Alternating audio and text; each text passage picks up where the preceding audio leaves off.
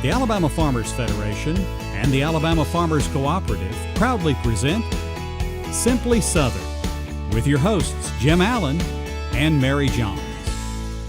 Hello and welcome to Simply Southern. I'm Mary Johns. And I'm Jim Allen. Agriculture is a lot more than cows and tractors. Today we'll go along as a group of ag students from Auburn tour farms all over the state to help them plan their careers after graduation. I hope that they learn what actually happens on the farm, because it's a lot different than what they're learning in a book or what they'll even Google on the internet. They're cool treats that are fun to eat, and they're made right in Rainbow City, Alabama. Come along as we tour the headquarters of Frios Gourmet Pops. And in 4 short years, we've grown from a single cart to almost 38 stores in 10 different states. And as Bonnie Plants marks a century of helping people grow their own fresh vegetables, Sidney Phelps is looking all the way back to their humble beginning as the company looks forward to the future. But when we return, we'll visit a college program that has made a big difference in rural West Alabama.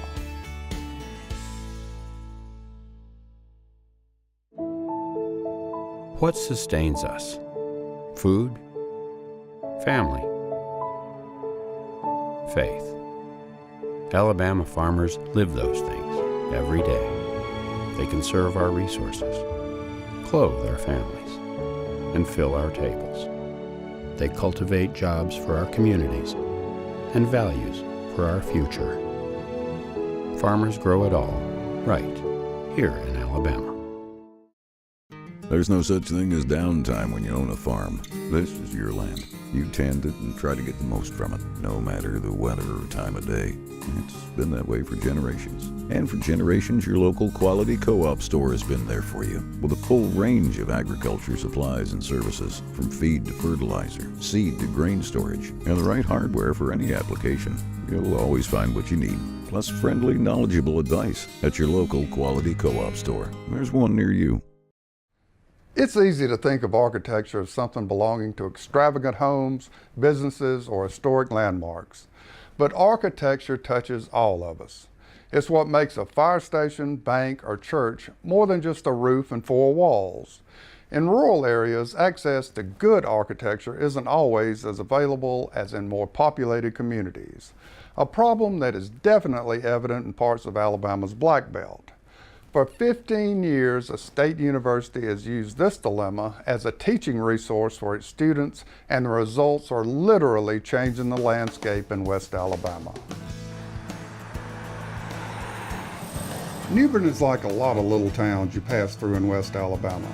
If you blink, you might miss this old town of 200 or so residents. But if you slow down and take a look around, some of the scenery might surprise you.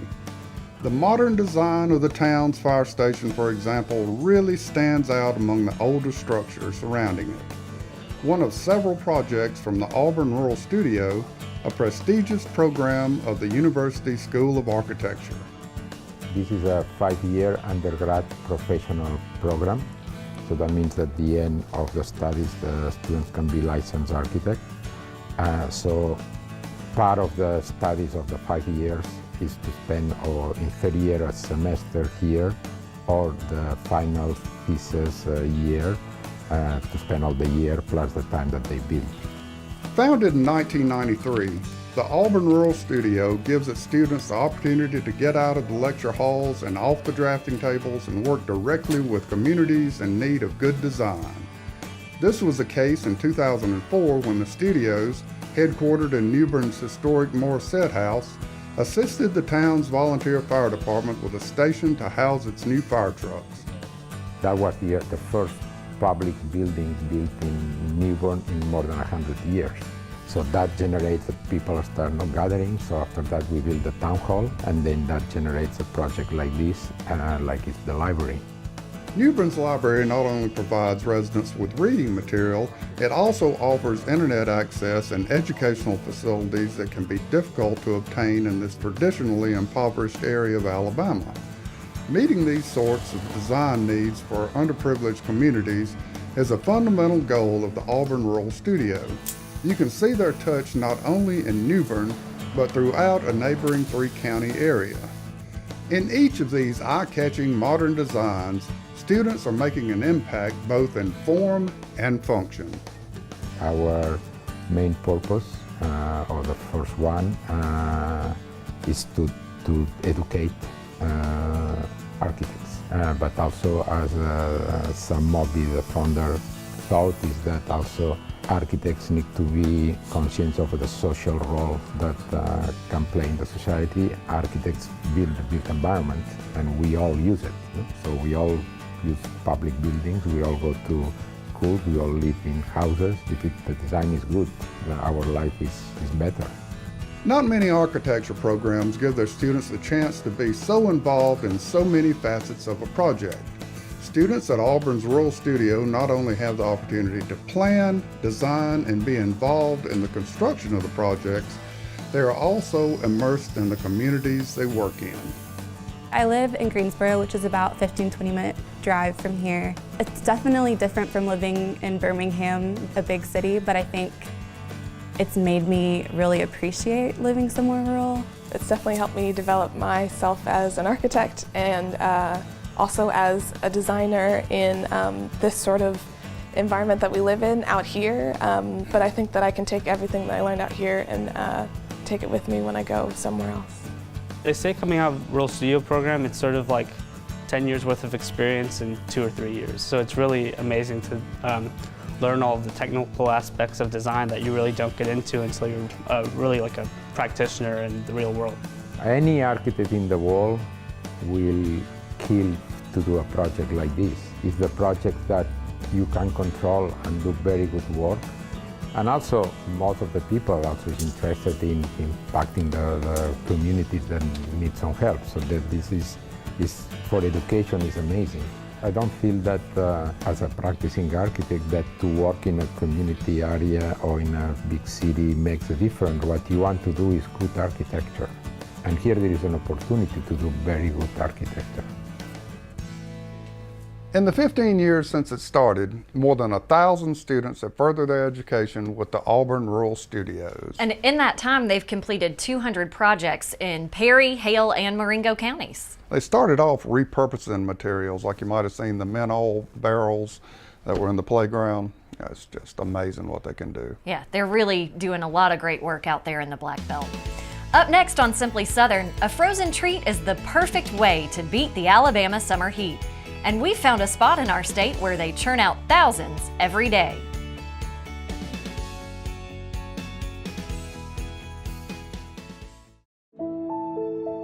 The versatile peanut, meat of the earth, friend of the soil, tasty, nutritious, packed with protein.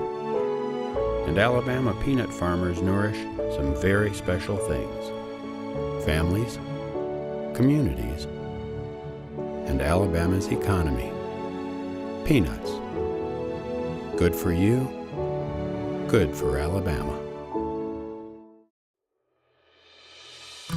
Who drives your car? An athlete? A rocker? A dreamer?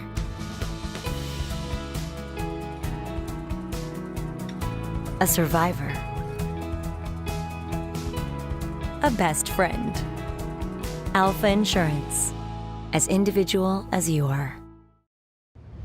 The DR Trimmer mower is the original trimmer on wheels.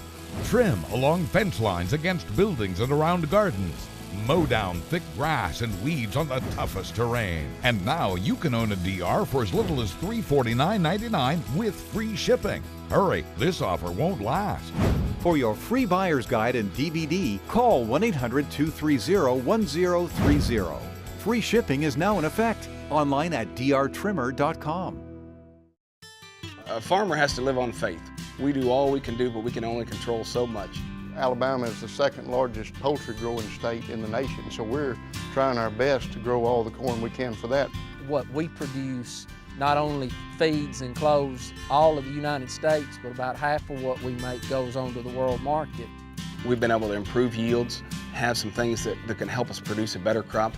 I'm proud of the product we make and proud that I can say I'm an Alabama farmer. 4 years ago, Andy Harp took a risk. He left his management IT job to pursue a new passion, pops. Frozen pops, that is. It was a simple idea. Use fresh ingredients to create yummy treats. Add in Andy's knack for public relations and marketing, and you have Frios. It's an Alabama company that started with just one cart in downtown Gadsden and has now expanded to 38 locations in 10 states. When the summer heat is blazing, there's nothing quite as refreshing or fun as a frozen treat. And being serious about having fun is the motto of Frios, Etowah County's Frozen Pops Company. What makes it fun is I'm passionate about it.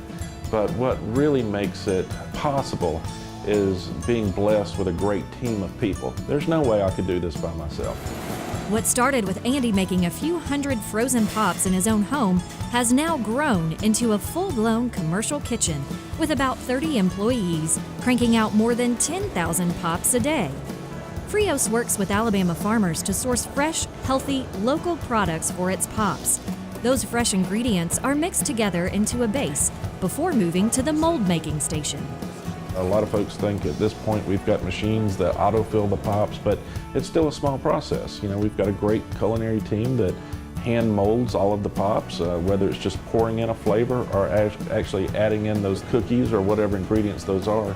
And then they go into the pop machines that actually work the magic. And then of course, you know, from there we bag and box and get ready to ship out. And thanks to a creative shipping process created by Cold Box in Arab, Alabama, those boxes of Frios fun can travel as far away as Arizona or the Texas Panhandle to one of 38 franchise locations across 10 states. Sweet Home, Alabama is still the most popular spot for Frios, with 19 locations in the Yellowhammer State. What I find is that whenever we bring Frios to a community, people often say, why didn't I think of that? Or that seems like something so simple, and it really is. And the best part is that it's an Alabama-made product with Alabama-grown produce and dairy, and so it makes it all the more meaningful. Frios offers an astounding number of flavors with over 100 kinds of pops, which vary seasonally. The pops fall into two categories, fruit-based and cream-based. A lot of our inspiration is drawn from existing desserts, but every now and then we have a wacky flavor that comes to light, like avocado. Avocado lime is a very wacky flavor, but yeah, we do. We love to sit down and bring all of those fun ideas to the table as a team, and then we develop from there. With so many options, Frios is guaranteed to be a crowd pleaser. We have something for everybody.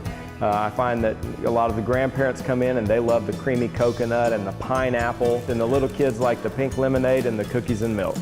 Frios is really dear to me. I'm originally from Gadsden and I moved to Montgomery, and it's a Gadsden-based organization, so I feel a connection to it. I've always loved the Fruity Pebbles, the more creamy cereal flavors, but in the summertime with the heat, the fresh fruit really hits the spot. My favorite is strawberry mango on the fruity side, and on the creamy side, my favorite is right now creamy coconut, but my favorites change because I eat them so often. Candy bar is still my favorite.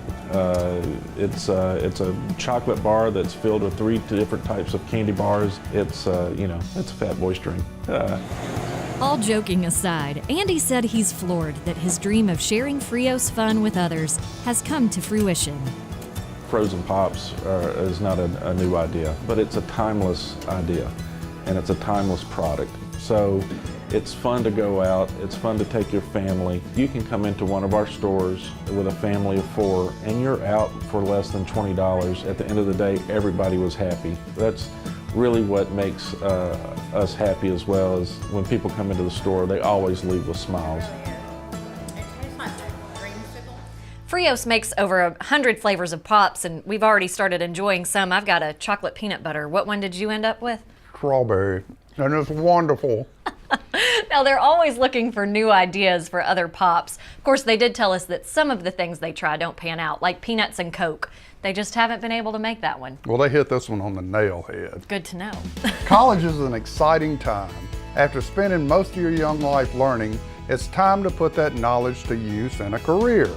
Up next on Simply Southern, we'll go along with some agricultural students as they try to decide what they want to be when they grow up.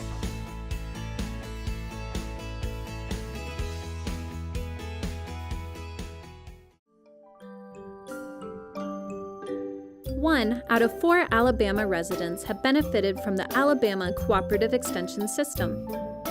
Last year, Master Gardener Managed Gardens donated $150,000 worth of fruits and vegetables to food banks, and over 25,000 young people developed math, science, technology, and engineering skills through 4-H. Now what we want to know is, how can we help you?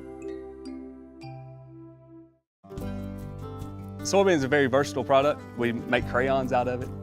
A lot of the combines you see rolling through the fields have a lot of plastic side panels that are made from a soy product. The soybeans that we grow on our farm mostly goes into chicken feed.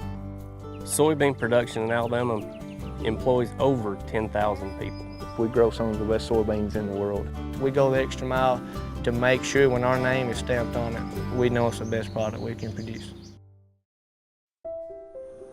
Being a catfish farmer to me means carrying on a legacy that my father started about 35 years ago.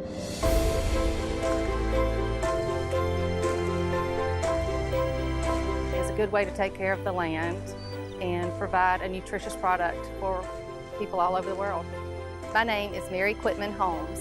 My sister, my father, and I own this farm, Lawson Catfish Farm, in Perry County, Alabama. Agriculture is a big field, literally but also figuratively.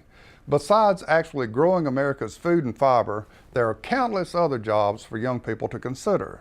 As Kevin Worthington tells us, a group of students from Auburn's College of Agriculture toured different kinds of farms all over Alabama earlier this year to help them decide what they want to do for a living after they graduate. Most college students look forward to spring break as a time to go back home for a while or unwind with friends at the beach. About 30 Auburn University students, however, spent their time out of class looking at a number of options for their future careers. Whether they grew up on the farm or not, I hope, even if it's a farm similar to what they grew up on, I hope that they learn something different and that they do have a different perspective and more, education of what actually happens on the farm, because it's a lot different than what they're learning in a book or what they'll even, find when they Google on the internet. Over 6 days on a tour that covered 1,200 miles throughout Alabama, students visited a wide variety of farms on 19 stops between the Tennessee Valley and the Gulf of Mexico. Alabama wheat and feed grain producers funded the Alabama Ag Expedition through checkoff funds, which can be used for education, research, or promotion. Hornady says they thought the tour would be particularly helpful for students who haven't decided how they'd use their agriculture degrees.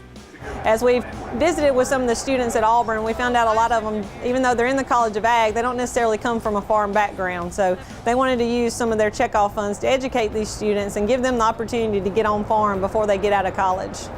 Many of the students on the tour did grow up on farms, but they say the trip showed them how much they didn't know about Alabama agriculture. I come from a farm background, so sometimes I kind of tend to get a little bit short-sighted and not really think of what goes on outside of what my family does. But I've really enjoyed, just kind of broadening my knowledge of all the different things. Like with the catfish farm we visited and going to see the timber operation, because you sometimes just kind of forget about that stuff because there's so many things tied up in the agricultural industry that you just kind of don't realize, all the moving parts involved.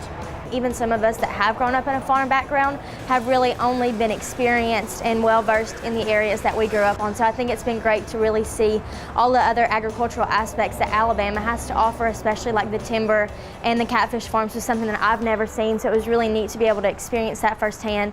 Students expected to see cattle and row crop operations, but the excursion also exposed them to other types of agriculture, including nursery plants and pecans, and even businesses that use agricultural products such as candy making.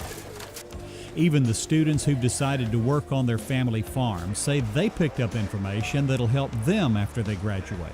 We made a stop at the Limestone Farmers Co-op, and they talked to us for a long while about all the different agricultural technologies they're using with the grid sampling and the new equipment with the air boom, fertilizer spreaders and stuff like that, and just seeing, we obviously use a little technology on our farm, but seeing all the other stuff that, other companies and things are being used, it just kind of broadened my knowledge a little bit on ag technology in general, and I feel like that'll be useful to go back and help my dad and my brother with back at our farm. While the tour was designed to help them make decisions about their careers, students say it will also help them become ambassadors for agriculture to the non-farming citizens of Alabama. I think one thing that we're all going to be able to take away from this trip, like Carla said, is just a new perspective, because being in agriculture, of course, we all have our specialties in our different majors, but I think just being well versed on all of the things that Alabama has to offer and just knowing how diverse we are in the state is going to be really great to be able to go out and educate the public. For Simply Southern, I'm Kevin Worthington. This was the first year for the tour, but organizers say they hope to make it an annual event. And not only were the farmers hosting the students, they were also footing the bill for transportation and lodging. The wheat and feed grain producers picked up the tab with dollars they have set aside for research, promotion, and, of course, education. What an excellent opportunity. Up next on Simply Southern, as Bonnie Plants celebrates its 100th anniversary, Sidney Phelps tells us about a special project they've just completed. There's nothing quite like sitting down to a home-cooked meal with fresh vegetables from the garden. With Bonnie Plants from your local quality co-op store, you can enjoy the freshest vegetables right from your own backyard. And no matter if you're a raised bed gardener, a rose gardener, or if you farm hundreds of acres, your quality co-op store has exactly what you need to get the most out of your plants. You'll always find what you need, plus friendly, knowledgeable advice at your local quality co-op store. There's one near you. What we eat, what we wear. It all starts somewhere.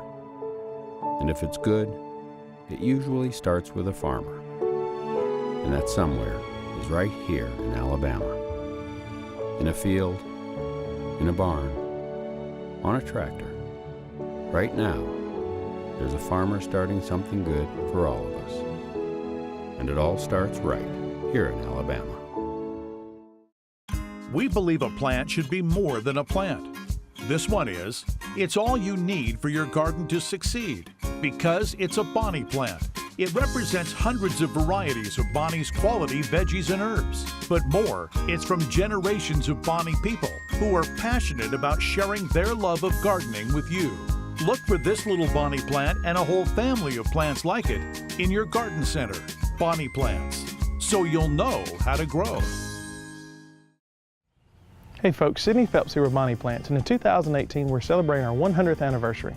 We've been so happy to be able to share so many historical things with you this season. Now, you've seen us grow from field-grown plants to greenhouses, all the way from a horse and buggy to over 600 trucks that touch the nation and all the continental United States. We're so happy to have customers like you that we're able to celebrate this huge milestone of 100 years, and that's the reason that our roots do run deep.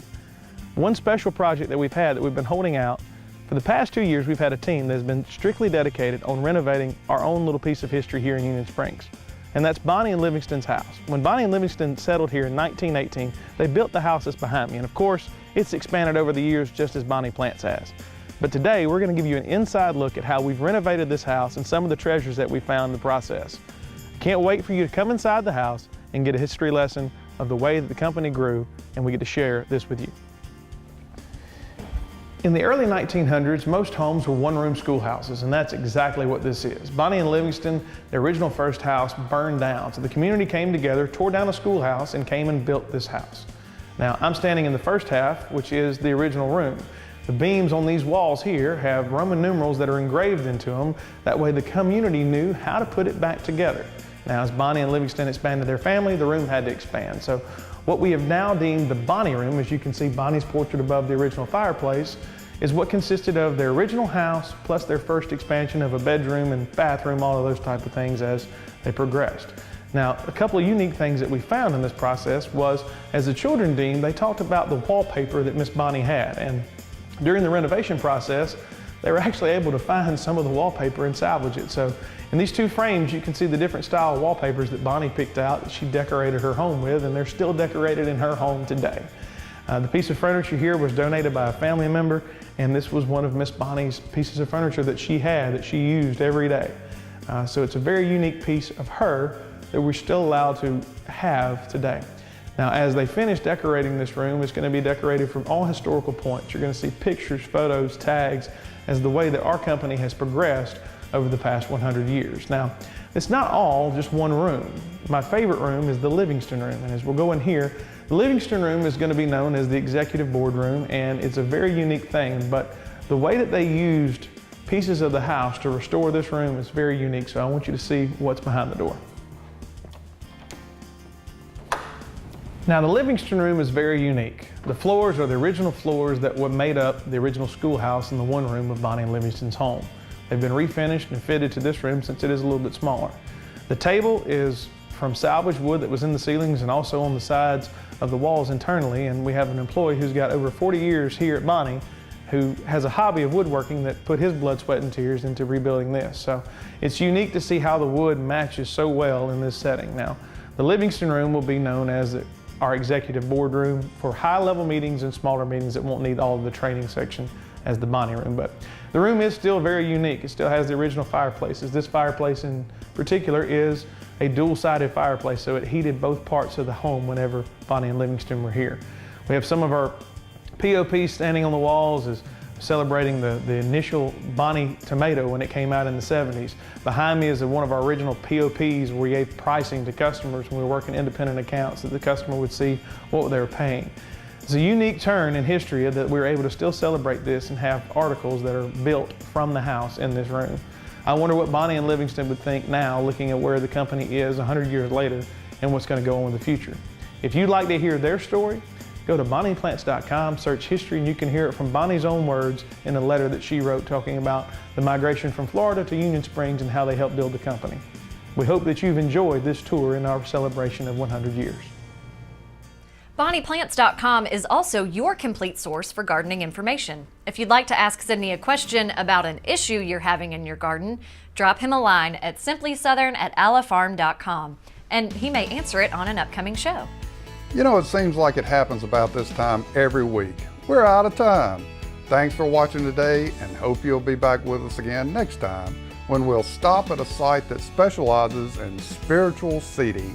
And we'll feature a version of the iron bowl that you've likely never seen or even imagined. Thanks for watching Simply Southern today. I'm Mary Johns. And I'm Jim Allen. We'll see you again next week.